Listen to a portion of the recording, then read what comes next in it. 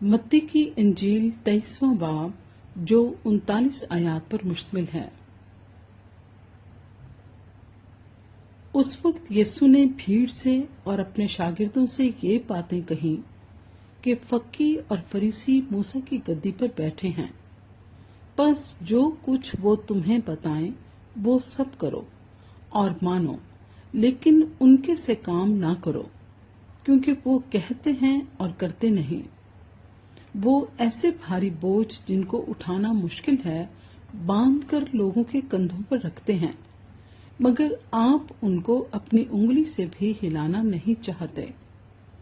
وہ اپنے سب کام لوگوں کو دکھانے کو کرتے ہیں، کیونکہ وہ اپنے تعویذ بڑے بناتے اور اپنی پوشاک کے کنارے چوڑے رکھتے ہیں، اور ضیافتوں میں صدر نشینی اور عبادت خانوں میں اعلیٰ درجے کی کرسیاں، اور بازاروں میں سلام اور آدمیوں سے ربی کہلانا پسند کرتے ہیں، مگر تم ربی نہ کہلاؤ، کیونکہ تمہارا استاد ایک ہی ہے اور تم سب بھائی ہو۔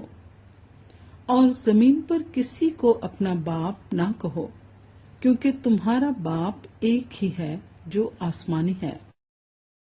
اور نہ تم ہادی کہلاؤ، کیونکہ تمہارا ہادی ایک ہی ہے یعنی مسیح، لیکن جو تم میں بڑا ہے وہ تمہارا خادم بنے، اور جو کوئی اپنے آپ کو بڑا بنائے گا وہ چھوٹا کیا جائے گا، اور جو اپنے آپ کو چھوٹا بنائے گا وہ بڑا کیا جائے گا۔ اے ریاکار فقیہو اور فریسیو، تم پر افسوس کہ آسمان کی بادشاہی لوگوں پر بند کرتے ہو، کیونکہ نہ تو آپ داخل ہوتے ہو اور نہ داخل ہونے والوں کو داخل ہونے دیتے ہو۔ اے ریاکار فقیہو اور فریسیو، تم پر افسوس کہ تم بیواؤں کے گھروں کو دبا بیٹھتے ہو اور دکھاوے کے لیے نماز کو طول دیتے ہو، تمہیں زیادہ سزا ملے گی۔ اے ریاکار فقیہو اور فریسیو، تم پر افسوس کہ ایک مرید کرنے کے لیے تری اور خشکی کا دورہ کرتے ہو، اور جب وہ مرید ہو چکتا ہے تو اسے اپنے سے دونا جہنم کا فرزند بنا دیتے ہو۔ اے اندھے راہ بتانے والو، تم پر افسوس جو کہتے ہو کہ اگر کوئی مقدس کی قسم کھائے تو کچھ بات نہیں، لیکن اگر مقدس کے سونے کی قسم کھائے تو اس کا پابند ہوگا۔ اے احمقو اور اندھو، سونا بڑا ہے یا مقدس جس نے سونے کو مقدس کیا؟ اور پھر کہتے ہو کہ اگر کوئی قربان گاہ کی قسم کھائے تو کچھ بات نہیں، لیکن جو نظر اس پر چڑھی ہو اگر اس کی قسم کھائے تو اس کا پابند ہوگا۔ اے اندھو، نظر بڑی ہے یا قربان گاہ جو نظر کو مقدس کرتی ہے؟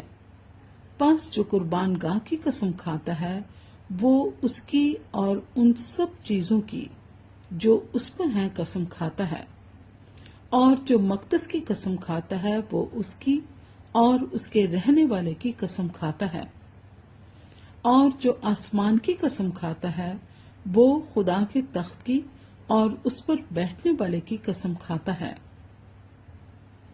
اے ریاکار فقیہو اور فریسیو، تم پر افسوس کہ پودینے اور سونف اور زیرے پر تو دہیکی دیتے ہو، پر تم نے شریعت کی زیادہ بھاری باتوں یعنی انصاف اور رحم اور ایمان کو چھوڑ دیا ہے۔ لازم تھا کہ یہ بھی کرتے اور وہ بھی نہ چھوڑتے۔ اے اندھے راہ بتانے والو، جو مچھر کو تو چھانتے ہو اور اونٹ کو نگل جاتے ہو۔ اے ریاکار فقیہو اور فریسیو، تم پر افسوس کہ پیالے اور رکابی کو اوپر سے صاف کرتے ہو، مگر وہ اندر لوٹ اور ناپرہیزگاری سے بھرے ہیں۔ اے اندھے فریسی، پہلے پیالے اور رکابی کو اندر سے صاف کر تاکہ اوپر سے بھی صاف ہو جائیں۔ اے ریاکار فقیہو اور فریسیو، تم پر افسوس کہ تم سفیدی پھری ہوئی قبروں کی مانند ہو، جو اوپر سے تو خوبصورت دکھائی دیتی ہیں مگر اندر مردوں کی ہڈیوں اور ہر طرح کے نجاست سے بھری ہیں۔ اسی طرح تم بھی ظاہر میں تو لوگوں کو راست باز دکھائی دیتے ہو مگر باطن میں ریاکاری اور بے دینی سے بھرے ہو۔ اے ریاکار فقیہو اور فریسیو، تم پر افسوس کہ نبیوں کی قبریں بناتے اور راست بازوں کے مقبرے آراستہ کرتے ہو اور کہتے ہو کہ اگر ہم اپنے باپ دادا کے زمانے میں ہوتے تو نبیوں کے خون میں ان کے شریک نہ ہوتے۔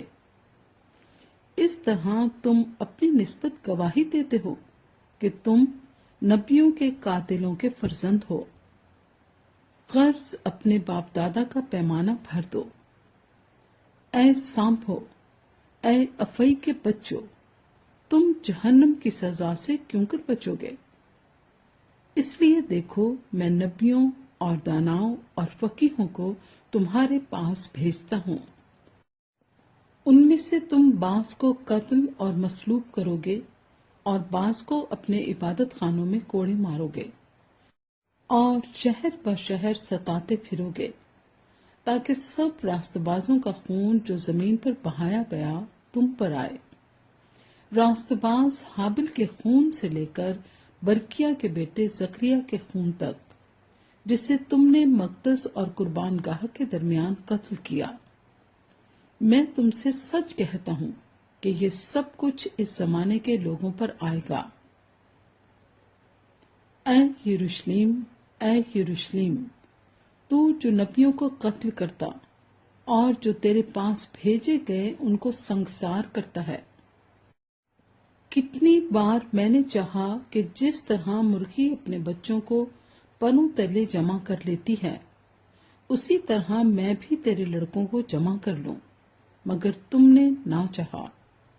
دیکھو، تمہارا گھر تمہارے لیے ویران چھوڑا جاتا ہے، کیونکہ میں تم سے کہتا ہوں کہ اب سے مجھے پھر ہرگز نہ دیکھو گے، جب تک کہ نہ کہو گے کہ مبارک ہے وہ جو خداوند کے نام سے آتا ہے۔